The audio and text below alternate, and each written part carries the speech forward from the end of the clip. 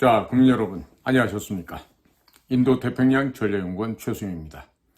저는 계속해서 문재인에게 속은 중요한 내용들 18가지를 지금 계속 시리즈로 하고 있는데요. 오늘 이 시간에는 16번째 종전선언과 평화협정이라는 위험한 속임수, 그리고 치약과 칫솔도 자비로 구입했다고 하는 새빨간 거짓말의 문제, 그리고 18번째 끝으로 한 번도 경험하지 못한 나라, 그리고 새로운 시대가 뭘 의미하는지 여기에 대해서 말씀을 좀 전해 올리도록 하겠습니다. 참 제가 이 방송을 하면서도 기가 막히는 게 이런 철두철미한 거짓말을 해온 문재인에게 이 나라가 침탈이 되고 정권이 찬탈이 되어서 그야말로 국가가, 문화가, 과학이, 군사가 모조리 총체적으로 무너지는 이런 정말 두 번 다시 있어서는 안 될 지난 5년을 겪어보았습니다. 자, 그 5년을 겪으면서 수많은 사람들의 목숨이 어디론가 사라져버렸고 억울하게 자살로 포장되어서 죽어갔던 사람들 또한 한둘이 아니었습니다. 자, 멀쩡하게 육군사관학교까지 나오고 기무사령관까지 했던 이재수 장군 같은 사람도 스스로 목숨을 끊어버리는 그런 비극이 벌어지기도 했었습니다. 자, 그런데 이 수많은 범죄 현상 가운데요, 정작 진짜 중요한 이 범죄 중에 하나는요, 이 종전선언과 평화협정이라는 이 가증스러운 거짓말과 속임수였습니다. 자, 2018년에서 19년간 3차에 걸친 미국과 북한 괴뢰 간의 이 미북 회담이 완전한 실패로 귀결이 되었습니다. 자, 문재인은 종전선언과 평화협정을 체결하기 위해서 온갖 간악한 짓을 마다하지 않았습니다. 이유와 목적이 어디 있었겠습니까? 간단하죠. 그것은 바로 공산화 통일을 희망하기 때문에 그렇습니다. 즉, 베트남 모델을 대한민국 한반도에서 재현하고자 했던 것이죠. 정전협정을 종전협정으로 전환을 하고 평화협정까지 체결하게 되면 대한민국에 주둔하는 유엔 사령부와 한미연합사 그리고 주한미군은 존재의 이유가 사라지게 됩니다. 그래서 철수하게 될 것이고 유엔군과 미군이 없는 대한민국 남쪽 땅은 핵무기를 가진 북한에 의해서 바로 점령이 되게 됩니다. 바로 이것을 획책했던 것입니다. 자, 그러니까 우선 김정은이가 비핵화를 합니다. 다시는 핵을 안 만들겠습니다. 이런 거짓말을 해왔던 문재인과 그의 수하, 정의용, 서훈 이런 것들이야말로 바로 형법 제93조 여족죄에 해당되지 않습니까? 제가 법학을 전공하지 않았다 하더라도 이와 같은 범죄 행각들은 여족죄에 100만% 해당될 것 같은데, 자, 대한민국의 검사, 판사, 변호사, 당신들 같은 사람들은 여기에 대해서 어떻게 생각합니까? 네? 이 일을 하겠다고 워싱턴에다가 돈을 얼마나 뿌렸는지요. 제가 2018년도 연말에 미국을 가서 워싱턴과 뉴욕을 방문하고 했었는데요. 그때 워싱턴에서 사람들을 만나보니까 이 한국에서 뿌리는 돈을 못 쓰면은 그 자는 로비스트의 자격도 없고 바보라 그러더라고요.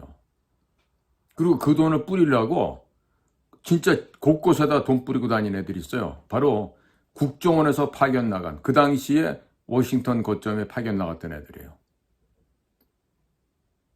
그 자식들이 지난번에 수미텔이랑 만나서도 그 여짜라를 했고 급기야 이제 형편이 어려워지니까 그동안에 써먹었던 수미테리의 협조했던 그런 지난날의 과거를 정리정돈해가지고 미국에다가 보냈다 그래.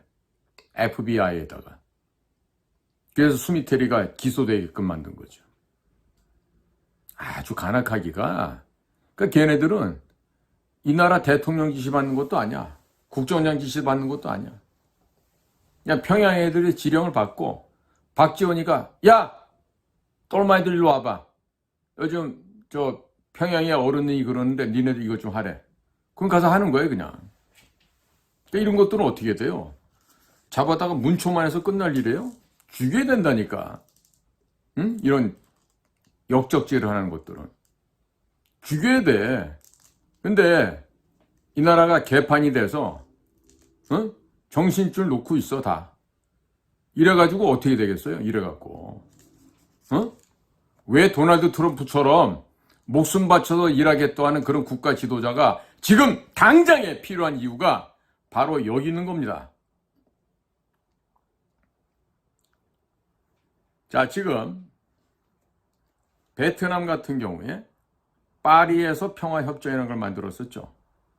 그래서 결국에 공산화가 되죠. 그러니까 대한민국도 똑같은 거예요. 정전협정이죠, 지금은. 6.25 휴전이 되면서 1953년 7월 27일 그날 바로 정전협정을 맺었단 말이에요. 근데 그 정전협정을 종전협정으로 전환하는 거예요.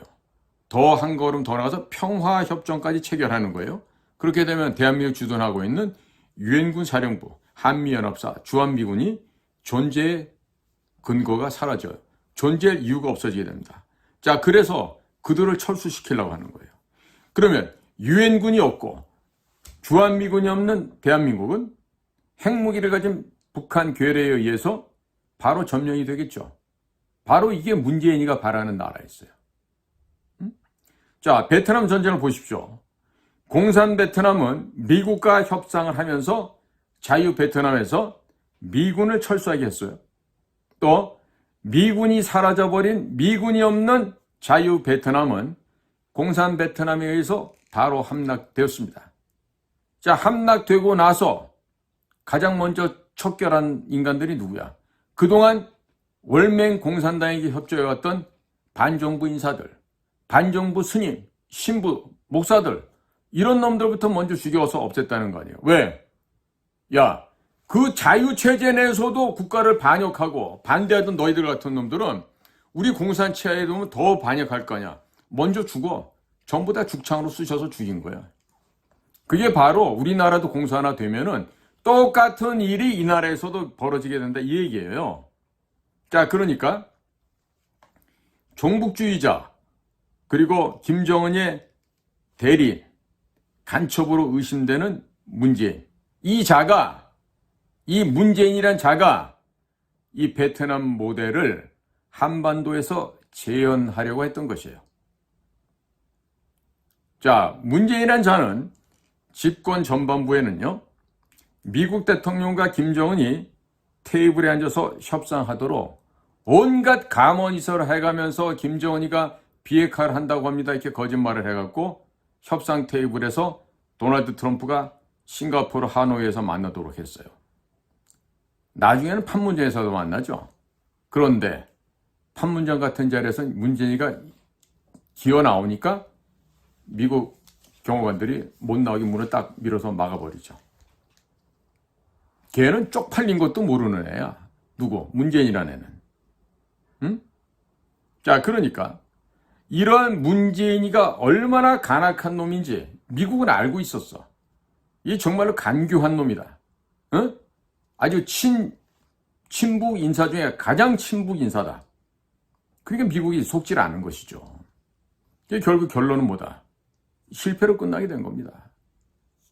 뭐 우리 국정원 애들만 있었으면 실패했을 거야. 아니, 실패한 게 아니라 성공했을 거야. 왜? 국정원 안에도 간첩들이 많으니까. 더더군다나 서훈이 밑에서 서훈이랑 같은 생각을 갖고 서훈이한테 코맹맹이 소리 하면서 진급하고 이런 애들이 전부 다 서훈이가 하지 않은 대로 다 하는 거 아니에요. 응? 그럼 이 나라가 공산화 되는 거였죠. 지금 생각해봐도 정말 정말 하늘이 돌보시사 우리가 공산화가 안 된 건 천만다행이에요. 자, 그리고 이제 문재인이가 집권 후반부가 되니까 이 종전선언과 평화협정 체결에 아니 목을 겁니다. 예?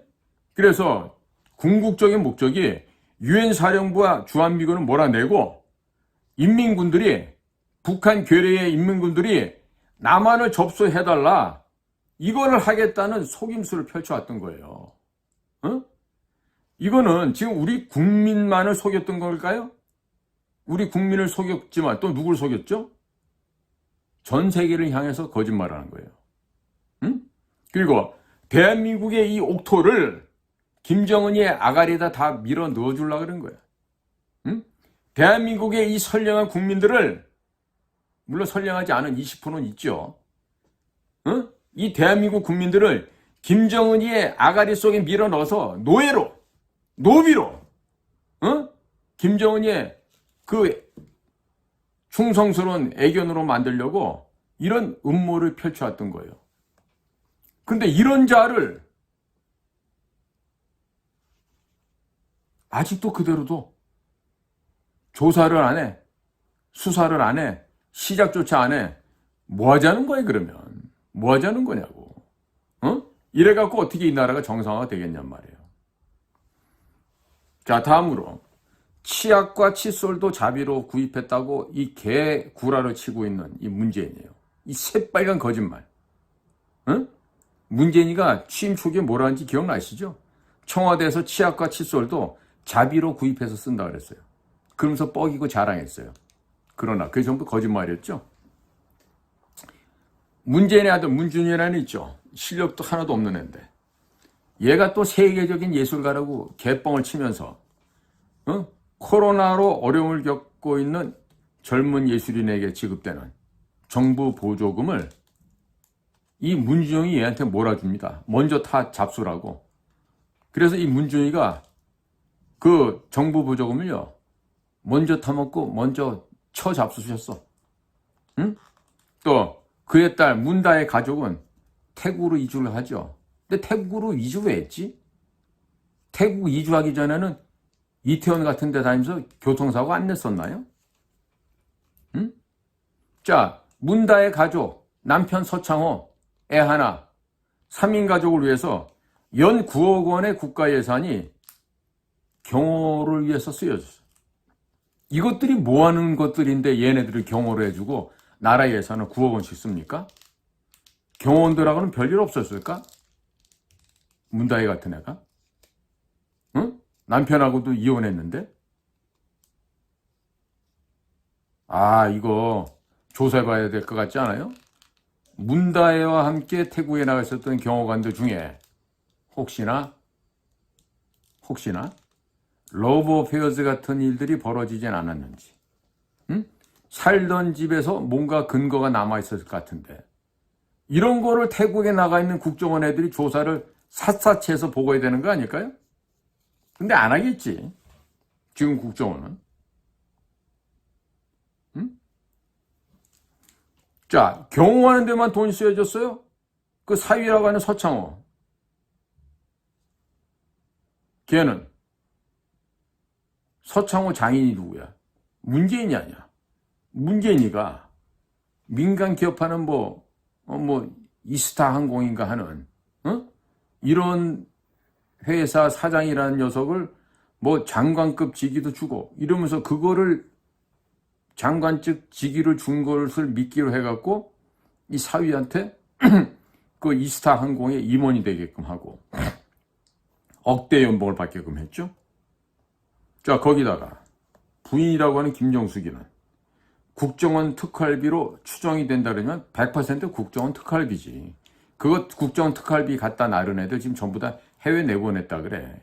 연수시킨다고. 응?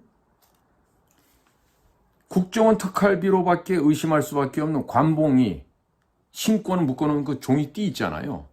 그 관봉이 둘러져 있는, 그 관봉을 묶여져 있는 그 신권 다발을 들고 다니면서 옷, 신발, 장신구 쇼핑하고, 응? 이것만 쇼핑했을까? 가방이 가방이 중요해.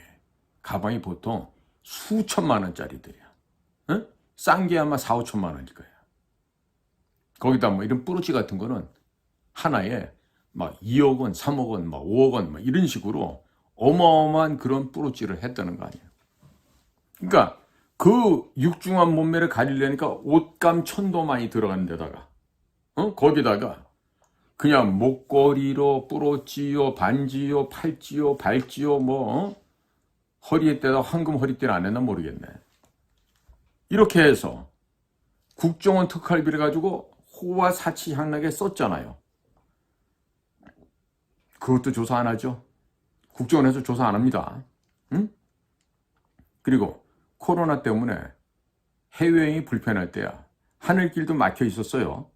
그럼에도 불구하고 역대 어느 정권의 어느 영부인에 비교했을 때 비교도 할 수 없을 만큼 압도적으로 많은 횟수로 대통령 전용기를 타고 국가 예산을 펑펑 흩뿌리고 다니면서 버킷리스트 채워가며 해외여행을 즐겼죠. 사실 이와 같은 해외여행은 김정숙이가 시초가 아니에요. 응? 이명박 정권 당시에 국정원장이었던 원세훈이의 이배 뭐라고 있어. MB 와이프 그 김민옥 씨하고 대구에 공부 못하는 여자애들 다니던 그 학교 출신이었는데, 몰라? 나 무슨 여고 나온지도 몰라. 대구에 그 촌스러운 학교 하나 있었대. 그 동창이라는데, 그래가지고 이 국정원장 원세훈이 처가 여왕의 행차 해서 퀸즈 로드라고 하는 코드네임 붙여가면서 전 세계를 갖다가 놀러 다녔던 거 아니야. 아마 이걸 배운 것 같아, 김정숙이가. 자, 이런 식으로 사치향락을 즐기면서 국고를 갖다 탕진을 했어요. 그 다음에 청와대 직원들을 모두 도우미 내지는 노비처럼 부려먹었죠. 또 퇴임할 때가 되니까 이것도 원세훈이 이배모라는 그 여자가 했던 짓이야. 응? 국가 예산으로 구입한 고가의 가구들 있죠. 청와대 가구, 집기, 각종 그릇류들, 하다못해 찻잔 세트까지 다, 포크, 나이프, 이쑤시개까지 전부 다 몇 날 며칠에 걸쳐갖고 야반 도주하듯이 그렇게 해가지고 지금 트럭을 싣고 모조리 양산으로 가져갔다는 거 아니에요. 응?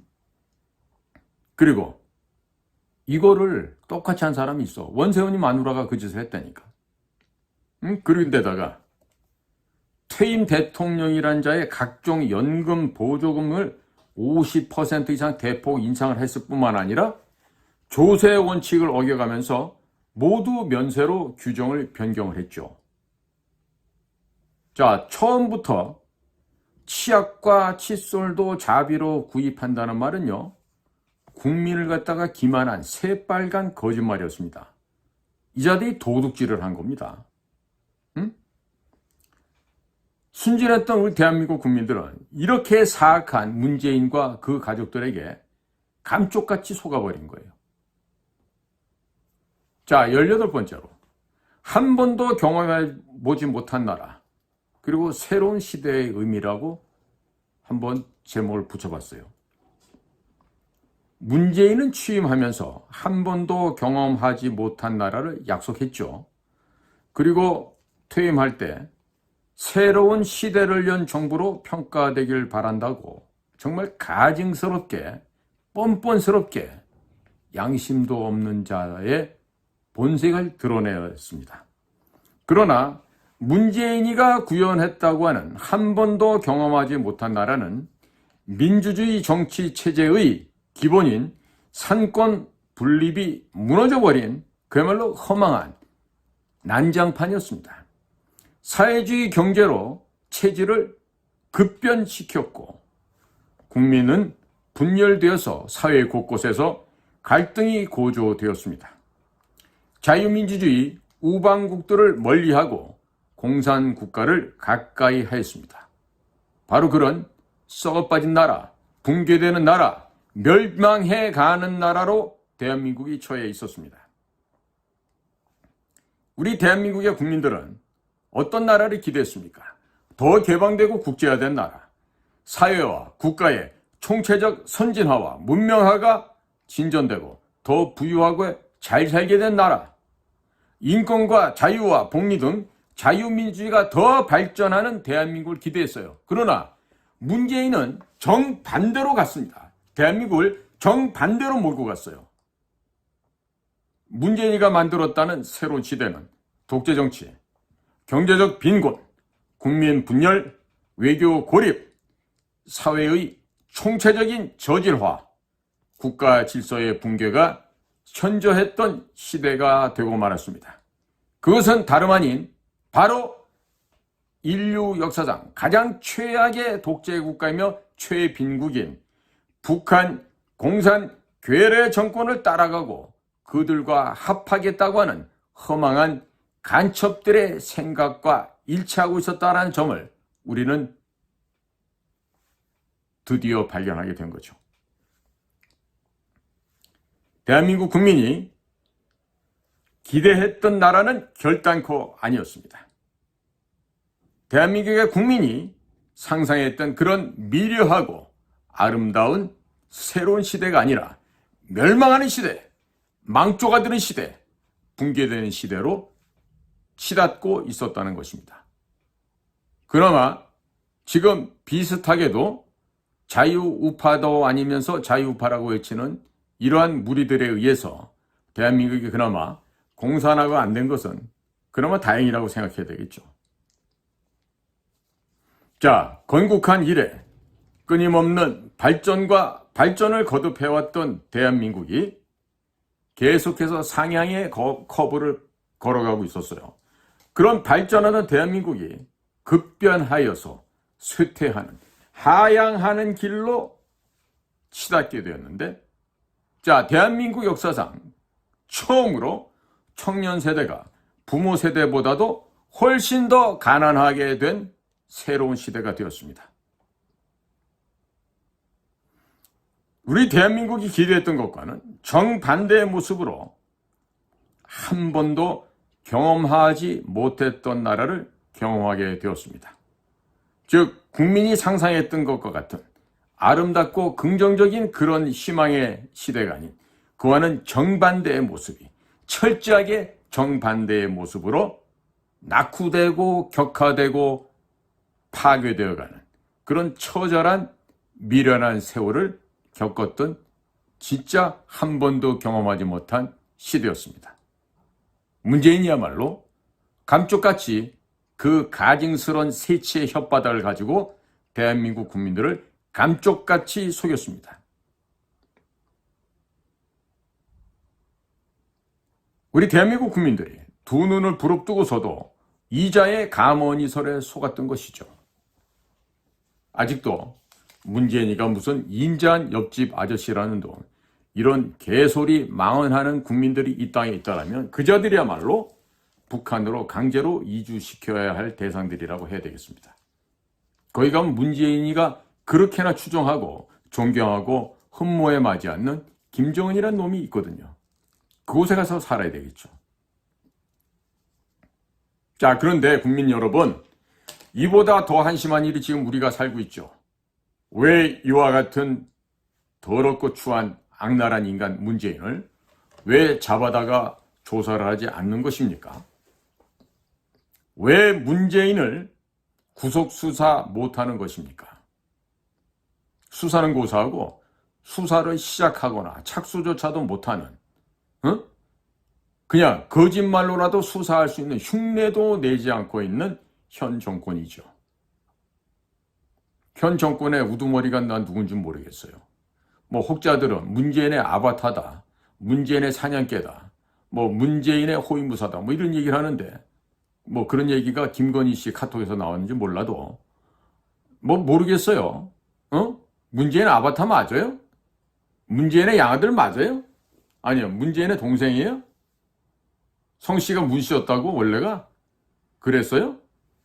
전 몰랐네요. 왜 몰랐죠, 저는? 무식해서 전 몰랐을까요? 자, 국민 여러분.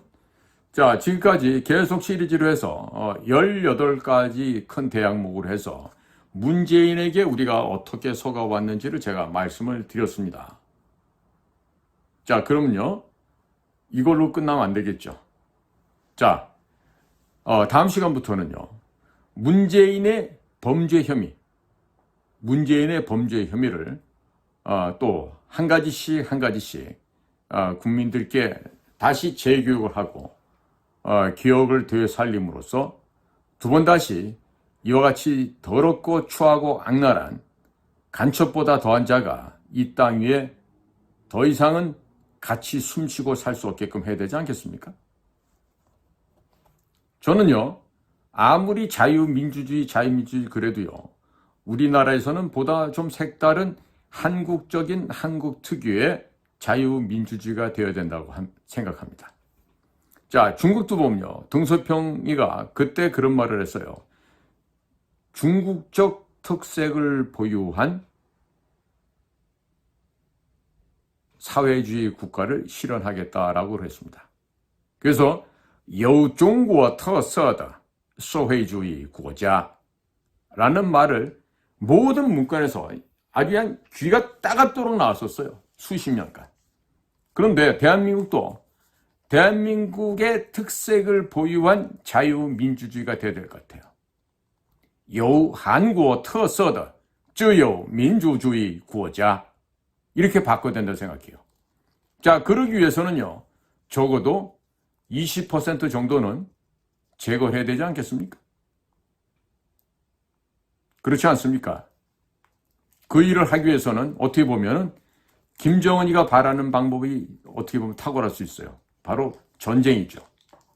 자, 전쟁이라면 우리 대한민국 사람들의 99%들은 무서워할 겁니다. 저와 같은 이런 애국주의자들은 무서워하지 않습니다. 바로 현재 이 자리가 내 무덤 자리라고 생각하기 때문에 전혀 두렵지 않습니다. 또 죽는다 하더라도 우리는 반드시 하늘나라에 갈 수 있기 때문에 두려워할 필요도 없습니다. 자, 그렇기 때문에 제가 국민 여러분들께 오늘 18가지 문재인의 거짓말 사술, 속임수에 대해서 말씀을 마치면서 제가 여쭤보고자 합니다. 만약에 다음번 대통령 선거를 하신다면 우리에게도 이 나라를 사랑하고 이 나라 국민들을 존경하며 자유와 그리고 애국이 무엇인지를 한국의 전통이 무엇인지를 거짓말하지 않고 자유로 거짓말 외치지 말고 진정한 실천을 하는 그런 자유주의자가 그런 애국주의자가 그런 충성주의자가 대한민국의 대통령이 되어야 되는 거 아니겠습니까? 이재명이나 조국 같은 아이들, 저런 범죄인들이 대한민국의 대통령이 되면 되겠습니까, 국민 여러분? 감쪽같이 속았죠? 국민 여러분. 서울대학교 나왔다 그래서 엘리트 아니에요. 다시금 재강조합니다. 예? 한동훈이 같은 쓰레기 보세요. 저게 엘리트예요? 완전 양아치보다 못한 놈들이지? 양아치들이 들으면 화낼 거예요, 아마. 어떤 저런 쓰레기를 들어 우리 같은 양아치라고 얘기를 하냐고 말이야. 그러니까 국민 여러분, 이제 좀 정신 좀 차리십시다. 자, 내년에 대통령 선거가 있을 수도 있어요. 반드시 있는다는 게 아니라 있을 수가 있다고요. 그러면 우리에게는 어떠한 지도자가 필요한 겁니까? 도널드 트럼프가 올해 78살이에요. 1946년생입니다. 78 먹은 할배가 어떻게 해요, 지금? 내 목숨을 바쳐서 미국을 강하고 부강한 나라로 만들겠다는 거 아니야. 내 목숨을 바쳐서 미국을 구하겠다고 하는 거 아니겠어요? 그럼 대한민국은 버지니아보다 작아. 텍사스주하고 비교하면 비교가 자체가 안 돼. 쬐깐한 카운티 하나밖에 안 돼, 대한민국 크기는. 자, 그런데 그 50개 주의 미 합중국의 대통령 도널드 트럼프는 그 재산도 막 한데도 불구하고 나는 내 목숨을 다 바쳐서 미국을 구하겠습니다라고 나왔어요. 그럼 대한민국의 요 조그마한 나라, 그나마 허리가 잘린 이 대한민국도 이 나라를 구하기 위해서 목숨을 바칠 수 있는 그런 지도자가 나와야 되는 거 아니에요? 기업인이 되면 더 좋겠고. 그렇다면 국민들이 깨어나셔야 됩니다. 어? 국민들이 깨어나셔야 돼요. 언제까지 당원 게시판이니? 언제까지 여배우랑 놀은 적 없다 그러고 거짓말하고? 언제까지 다 부하 직원들이 그냥 자살 당하도록 저렇게 자살 당한 거 좋아하고 있네. 자살 시킨 거나 마찬가지지. 응?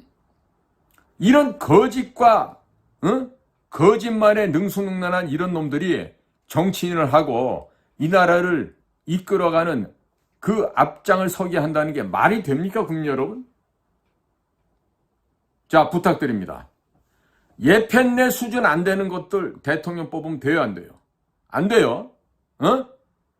여자들 중에 뭐 못 배운 여자도 있고 잘 배운 여자도 그런데 이게 먹물 잘못 들어간 여자들은요. 무슨 뭐 대학 교수급이나 하고 뭐 사회에 무슨 뭐라도 되잖아요. 눈앞에 배는 게 없는 여자들이 한둘이 아니야. 쌍스럽고 교만하고 악랄하기가 이루 비할 수가 없는 그런 여자들이 많다고. 그리고 우리 대한민국 여자들은 그렇잖아. 남편이 대대장하면 여자는 연대장이야. 남자가 연대장하면 여자는 사단장이야. 남자가 사단장하면 여자는 군단장이야. 남자가 군단장하면 여자는 참모총장이야. 이런 식으로 되어 있어. 그러니까 아무리 백엔잎 송사가 중요하다 하더라도 이런 수준 없는 여자랑 같이 살고 있는 이런 애들이 대통령에 나오면 돼, 안 돼? 안 돼. 절대로 안 된다니까? 그리고 하나님 믿는다, 뭐 천주님, 성모 마리아 믿는다 하면서 교회로 성당으로 가지고 경건한 척 하는 것들 있지? 그거 전부 다 가짜가 10명이면 12명은 가짜야. 제 말 이해가세요? 교회 다니면서 목사네, 장로네, 권사네 이러면서 경건한 척하는 새끼들, 년들 전부 다 10이면 12은 가짜야. 이 얘기는 진실된 하나님을 섬기는 자들이 없다란 얘기야, 이 나라에.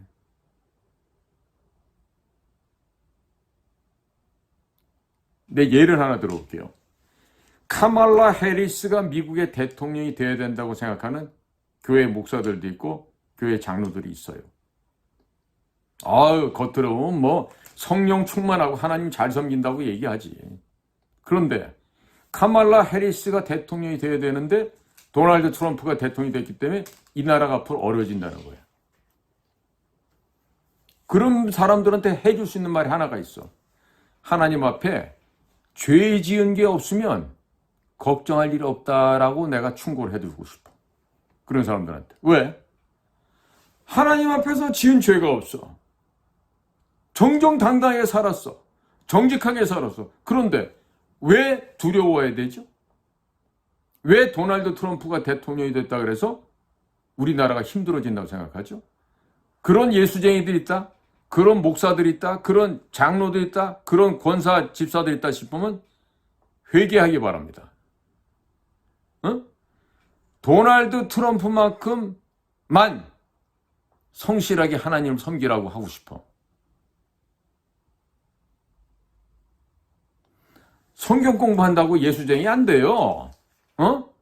가증스럽게 입으로 조잘 기도 잘한다고 천국 안 가요. 못 가요.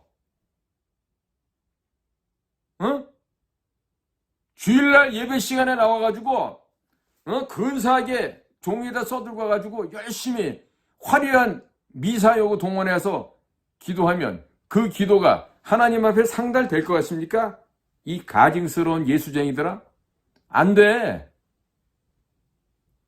교회 나가면서 사람들한테 가가지고 공짜로 돈 뜯어내고 나한테 투자하라 그래서 돈 받아도 꿀꺽하고 그러면서 뭐 살살거리고 다니면서 친한 척하고 그따위 예수쟁이들 너네들은 죽으면 100% 내가 장담할게. 지옥 간다. 응? 그러니까 내가 지금 얘기하는 거 있죠. 앞으로 이 나라의 지도자가 되려면 우리 우남 이승만 박사님처럼 기왕이면은 기독교인이고 하나님을 경외하는 사람이 되면 좋겠다 이거야. 그런데 아니라도 상관없어. 불교를 믿었던 박정희처럼 뚜렷한 국가관과 신념을 갖고 나라의 미래를 디자인하고 나라의 미래를 위해서 목숨을 바칠 수 있는 사람이면 돼. 꼭 기독교인이어야만 된다는 것도 없어요. 기왕이면 트럼프하고 정서적인 교환까지 하려면 성경도 알고 하나님을 공경하고 두려워할 줄 아는 사람이라면 더욱더 좋겠다는 얘기지. 응? 변호사 하면서 부정으로 돈 벌어들여. 그러면서 주일날 교회 가갖고 기도해.